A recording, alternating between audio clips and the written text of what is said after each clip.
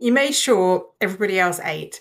You sorted your kids, answered the messages, dealt with the thing at work, and somewhere around 9 p.m., you realised you hadn't had a drink of water since this morning, and you didn't even notice. That's not a bad day. For a lot of us, that's just a regular day. And we wear it like a badge because putting everyone else first feels like the right thing to do, the responsible thing, the loving thing. It feels like who we are.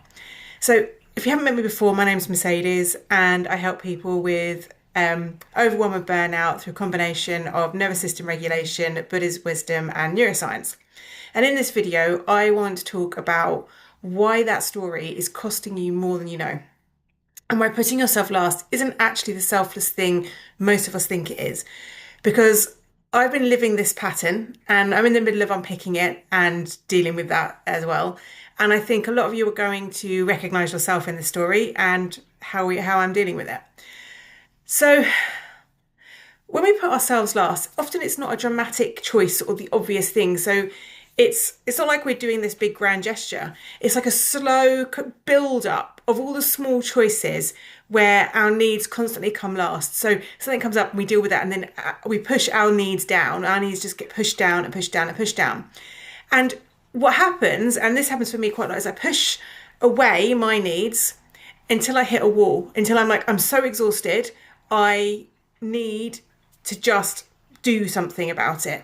And it's because I've been putting everybody else's needs ahead of mine. And actually, some of the things that happens is I don't, and I'm sure you will understand this, you don't even notice you're doing it until you get to the point where you think, well, actually, I'm exhausted, or I'm like at the end of my tether, I feel like I can't take any more. And that's because you've not been refilling all the way along. You've just been giving, and pushing what you need down.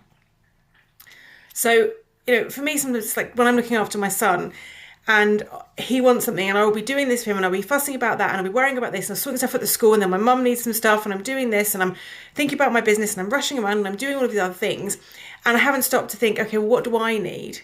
And it's been sometimes it's a long-term pattern. So when I was living with my mum, for example, so this is part of the reason why I moved out, and it's not a criticism on her per se, it's actually like just the way I am, but she was sick, and she would lean on me, and she's actually admitted this since I moved out. She would lean on me because I was there. And because I was thinking I was being selfless, I would just say, well, I'll take it on, and I'll take it on, and I'll take it on, until I felt like, hang on a minute, I've got so much on my shoulders, I can't cope. But I didn't even want to say that actually I'm taking on too much stuff, because I felt like that was being selfish because she was not well. Even though she's actually more than capable of doing these things, but I was thinking it would be easier for me to just do it for her. And so it's these are the kind of things that we do. We justify to ourselves taking on other people's problems because we think we're helping them, but we're not taking into account what the kind of the burden is on us, the toll is on us. And so why do we do this? Like, why does this actually happen? And it's because somewhere along the line, growing up and through life and just society, what it teaches us, we learned that our needs were the problem. So the needs that we had were causing problems. They were, I know a lot of this comes from me from my childhood, from hearing things like being selfish, and I always worry about myself more than anybody else. And obviously through the lens of I'm now an adult and I'm kind of neurodiverse, have ADHD and almost autism as well. It can be a trait of autism where you are unaware sometimes of other people's needs. And so when you get accused of being selfish, you're not being selfish. It's just that that's how your needs are met. So that there's that lens as well. But it is also the lens that we get told through society that our needs don't really matter. And particularly something that gets put onto women, where we are kind of there to serve the people in our lives. And it's not necessarily a conscious thing by people. It's a societal drip down from generation to generation to generation.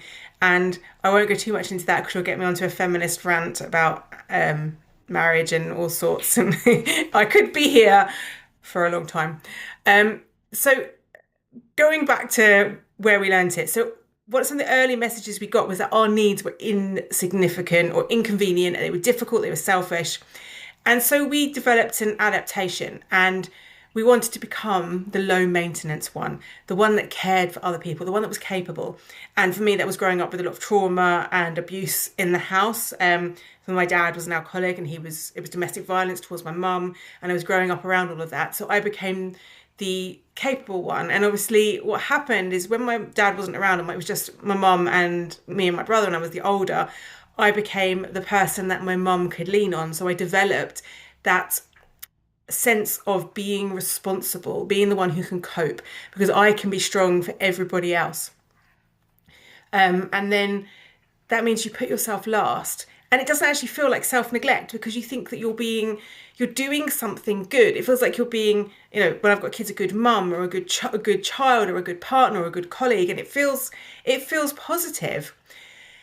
But there is a difference between genuinely choosing to prioritize someone else in a specific moment and chronically erasing your own needs as a way of life. And it's something that I learned as a coping mechanism as a child, is to be there, to be the strong one for everybody else, because that was valuable. It was seen as useful. And so it became something that I saw as an identity for me. And it's important. And it's not, and this is the important thing, it's not an act of selflessness. It is a survival pattern that is costing you more than you know. And it's something that I've been learning very deeply, and I'm still working through. And here's what actually happens to the people around you when you do this, because this is where the real switch can happen. Because the cruel irony is that the more you deplete yourself trying to give to everyone else, the less you actually have to give. Because the exhaustion is not just physical, it steals your patience, your warmth, your creativity, your presence. And so what happens is the person of you that is running, the version of you that's running on empty, is not the version the people you love actually get the best of. So you're not being the best version of you. And sometimes you feel like you're not even being any version of you. You're just existing. And this is something that I've been feeling recently, with lots of stuff kind of building up. And it's kind of compounded by not being well and lots of other things going on. And you can get to the point when that's how I was feeling recently, is that I'm not even being any version of myself, never mind the best version of myself, because I don't have anything to actually hold me up. And it's when you get to that stage where you think, well, actually, hang on a minute, what do I need? Not to damage other people, but to make me enough so that I can be the person that everybody needs me to be. And this is not about then guilting yourself into, you did the wrong thing and so now you're like this. It's about understanding what cause and effect is. So when you keep giving and giving and giving, you deplete yourself so much, you just can't be who you really want to be. And that then adds another depleting energy, because your nervous system then gets dysregulated because you're now not able to give what you want to give. And so you're kind of battling through that energy. Whereas actually, if you took a step back and said, oh, hang on a minute, what do I need in order to have enough energy to be able to give in an adequate way to the people that I love, and that they will then benefit from, and I will benefit from as well. And then this comes down to a sense of self-love. And this, I really want to say this is important, because it's something that I have been learning, that actually often this overgiving comes from a lack of self-worth and a lack of self-love. So feeling that I need to give to other people, because if I'm not giving, then why are they going to stay around? Because what am I worthy enough for them to be in my life? Will they really love me if I'm not giving to them? If I draw that boundary and say, no, I'm not giving this, will they still be around? Now, obviously, the people that really love you will, but that's that underlying, even if you're not consciously thinking it, it's that underlying story that's going on inside in your nervous system, that you're constantly proving your worth to the people that love you, because they need to keep being reminded of the fact that you are worth loving. You are, but actually because we don't really know it ourselves and we don't really love ourselves. And so then it becomes working on self-love. So often when we see kind of like media depiction of self-love, self-care, all of these wonderful things, it tends to be grand gestures, so spa days, morning routines, journaling for an hour before the sunrise, all these wonderful things that none of us have got time for. Um, and it feels like we feel like we can't really achieve those things, and that becomes a real barrier to actually even working on it. But real self-love at this level of depletion looks almost embarrassingly small, and that's kind of like where we need to start from, and that's how we can see the real progress. So it might be something simple as asking yourself what you need before you check your phone in the morning, or before you check on anybody else in the house, right? Just check in on yourself first. And it's only a short thing, and nobody is gonna like. There's not going to be a major disaster if you do that. Or it may be meeting one need deliberately every day. So not accidentally, but as a byproduct of what you're doing, but choosing consciously to meet a deliberate need. If it's maybe scheduling, 10 minutes on your calendar that is for you to meet a specific need, that is a form of self-love. Or, this is one I struggle with, is noticing when you're hungry and actually eating. Or when you're tired and actually resting, or when you're overwhelmed and actually pausing. So actually listening to what your body is telling you and acting on it, and knowing that the world won't end if you take that for yourself. And it is really important. I mean, I often stress out about eating because I have to cook for myself, and I think, but the time I need to cook and eat, it's going to eat into my day, which is really stupid because when I'm hungry, I do everything more slowly anyway. So it's counterproductive to not eat. But like I said, I have ADHD, so sometimes I totally get into what I'm doing and I zone out of my interoception. So interoception is the feelings that we have in our body. And people who are neurodivergent, if you have any neurodivergent tendencies, or you're just sometimes if you have PTSD or you've been through things, you will have the same physical sensations. We lose interoception, so we lose the ability to kind of tell what your body needs. And that's why it's important to tune in on a regular basis. So I will get really into what I'm doing and not realise that I'm starving, hungry, really thirsty and desperate for the toilet at the same time. And then I will stop and suddenly think, so I run to the loo, and then I get back and I need to drink. Do I eat or drink first? And it's like, and it all then becomes an emergency. And it's like, what do I cook? Because I don't know, because I'm starving and I just need to eat something. And that's because I'm not actually meeting my needs as I'm going through the day. That is for a different reason, but it's the same thing I will do if I'm really busy as well and I'm thinking about other people's needs, and I will forget about my own. So the radical act isn't the big practice. It's treating your own needs as real and legitimate. And maybe that'll be the first time you've ever done that, because your needs are real and they are important and they do matter. So, for me, it is about tuning into my body. It's about taking that time. So in the morning when I get up, and I struggle in the mornings because I have a 5-year-old son who has autism, who's very demanding. And we will get up and he gets me up earlier than I want to get up usually. And he's in my ear when really I want to say to him is just leave me out. And then I've got 2 cats now that think that they should eat at 5:30 in the morning, even though I never feed them at that early in the morning. But they will sit... They will walk around my feet. They will sit, if I'm sitting down somewhere, they'll walk and rub their bodies in my face. And it's constant barrage in the morning. So one of the things I'm aware of is that first 5 minutes of getting up, I need a bit of peace. I need time to kind of just, and so it's how I can then say to myself, well, how do I get that in the first 5 minutes of the morning where I don't have to deal with everybody else's stuff, right? And I know kids and cats, they're quite hard to put in boxes and stop dealing with them, but it is possible.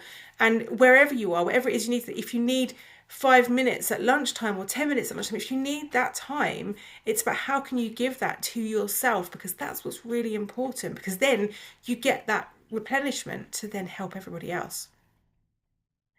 So, the truth is that for everyone who has ever been told that they're too much, too needy, too selfish, for simply existing with needs, because that happens to a lot of us, we just have needs and we get told we're selfish, we're needy, we're too much, we're too this, we're not enough of this.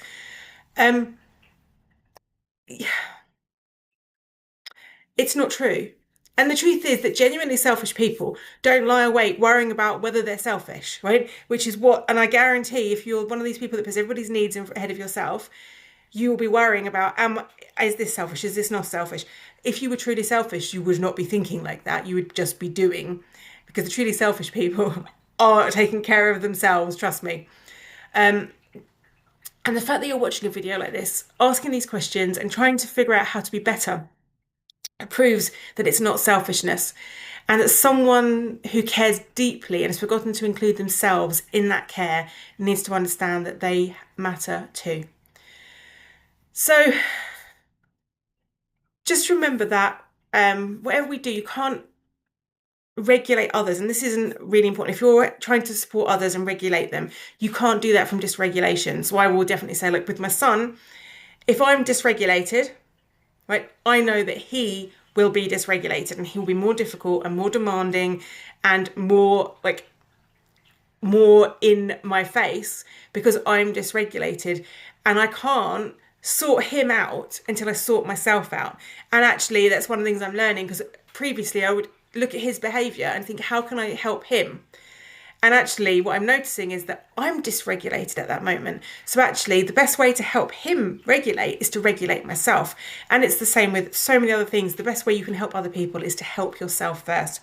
You know, as they say in the aeroplanes, you put your own mask on first before you help anybody else, which is really hard when you've got kids. Your natural instinct is to want to put their mask on first. Or anyone that depends on you, anyone that you love, anyone that you care about, you want to help them first. But actually, if you don't help yourself, then you can't help them. And so it's kind of coming to that realization and that acceptance. So if this resonated with you, just remember to like and subscribe to this video so you get more of my content, and it helps reach other people as well.